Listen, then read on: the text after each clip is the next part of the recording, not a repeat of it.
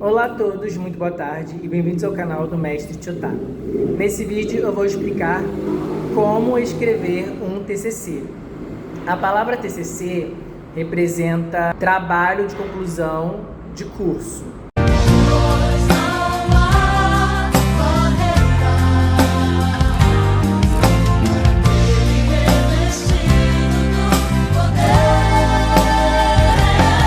O TCC ele ainda é obrigatório em algumas instituições de ensino e nesse vídeo eu vou mostrar como o TCC ele deve ser elaborado, segundo as normas da ABNT e qual é a estrutura que um TCC tem. Então, se vocês estiverem interessados, continue no vídeo. Se você já sabe como é que faz, talvez seja legal permanecer para poder ver como é que tudo isso é feito. Além disso, no vídeo eu vou deixar o print das páginas TCC de como a estrutura é para vocês visualizarem simultaneamente enquanto eu falo. Então, o meu TCC ele vai estar presente em íntegra no link abaixo do YouTube e, além disso, ele está no acervo da UFRJ para qualquer público. Então, nesse link, você vai ter acesso não só a esse trabalho de conclusão de curso, mas outros trabalhos também. Então, a primeira página do TCC é a capa. Na capa vem o emblema da faculdade, o nome da instituição de ensino e o título do seu trabalho. O título do meu TCC foi A influência da língua materna português na aquisição do hebraico moderno. Um estudo sobre transferência linguística positiva e semelhanças estruturais. Em seguida, você prepara a folha de rosto. A folha de rosto, basicamente, você põe novamente o estado, por exemplo, Rio de Janeiro, o nome da instituição. Você põe o seu título novamente e você põe o seu orientador, inclusive, o meu orientador foi, assim, um cara excelente, que consegue navegar bastante. Na língua hebraica, enquanto língua falada, enquanto língua em curso falado, e entende muito nesse assunto. Então, assim, foi bem legal. A próxima página é a catalogação na publicação. Ela tem um padrão, eu vou deixar aqui no print para vocês verem como é que eu fiz, mas não são todas as instituições, eu acho, que obrigam que o aluno ponha isso no TCC. Tá? Em seguida, por ali, você tem a página dos agradecimentos. Também eu acho que é opcional. Eu quis colocar porque eu quis agradecer elementos, pessoas e instituição, a saber, Deus, a minha mãe e a instituição, a UFRJ, a Universidade Federal do Rio de Janeiro, que foi, assim, de grande ajuda na minha caminhada, no meu percurso acadêmico. A próxima página é o resumo da sua monografia. Bom, o resumo da sua monografia, ele pode ser feito em português, ele deve ser feito em português, que é a sua língua materna, porque a gente está no Brasil, e ele pode ser feito em outro idioma, geralmente é o inglês.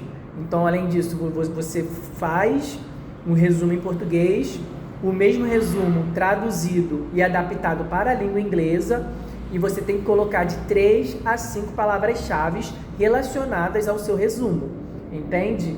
E igualmente você tem que colocar keywords, palavras-chave em inglês. Bom, o próximo passo, a próxima página é o sumário. O sumário é uma lista organizada com todos os capítulos e subcapítulos do seu TCC. É muito importante porque por ali, às vezes, a pessoa não vai ler seu TCC inteiro, mas algum capítulo é importante, a pessoa quer saber. Então, é bom para poder se localizar, Então, no sumário você tem capítulos, subcapítulos, seções, subseções, tudo que são pertinentes ao seu trabalho, à sua monografia. Então, esses elementos mencionados são pré-textuais, ok? Se a gente pensasse no corpo humano, essa parte seria como se fosse a cabeça, a parte superior do corpo.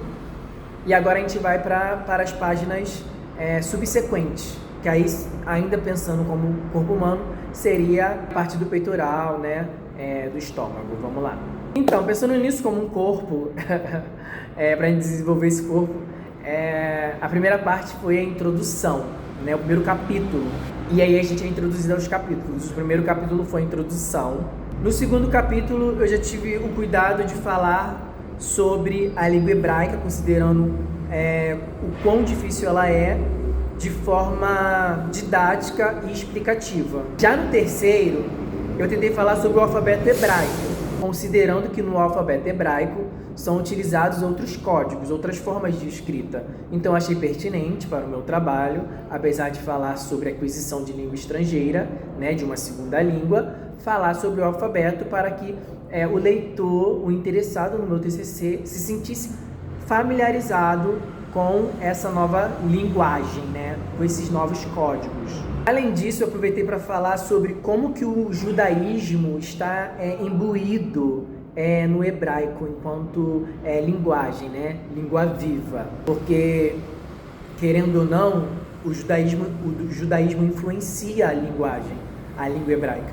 Então, por isso, eu entrei um pouquinho nesse assunto. Esses 3 capítulos iniciais funcionam como uma tríade que estabelece uma ponte didática entre o hebraico, enquanto língua semítica oriental, e o repertório linguístico do falante brasileiro. Já no 4º capítulo, eu falo sobre linguística gerativa. Como se adquire língua?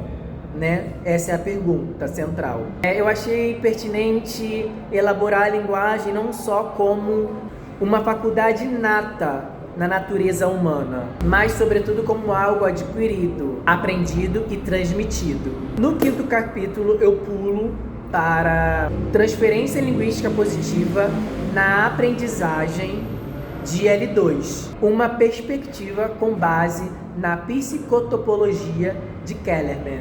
Nele, a língua materna é apresentada como ponte para a aprendizagem do hebraico moderno, mostrando como a transferência positiva pode favorecer o desenvolvimento bilíngue. A fundamentação em Kellerman foi fundamental e essencial para a sustentação teórica à análise. Já no 6º capítulo, eu tentei discutir como a língua materna, né, o português que a gente conhece, pode influenciar na aquisição, na aprendizagem do hebraico moderno como essa segunda língua, né? E aí eu considero as diferenças estruturais entre as duas línguas. No 7º capítulo, no entanto, eu trago uma exemplificação do capítulo anterior. E é no 7º que eu trago as semelhanças lexicais entre o português e o hebraico, com exemplos de aproximações fonéticas, estrangeirismos e vocabulários. Toda a minha intenção ela é pensada para que o falante brasileiro nativo ele entendesse que o hebraico não é tão distante quanto se parece, né? Mas que o hebraico é uma língua que é igualmente atravessada por todas as questões e costumes, né, das atualidades, como o português também, né? Então eu acho que esse trabalho de conclusão de curso, ele é uma resposta a uma pergunta que eu vim sendo feito desde que eu entrei na faculdade. Por que o hebraico, né?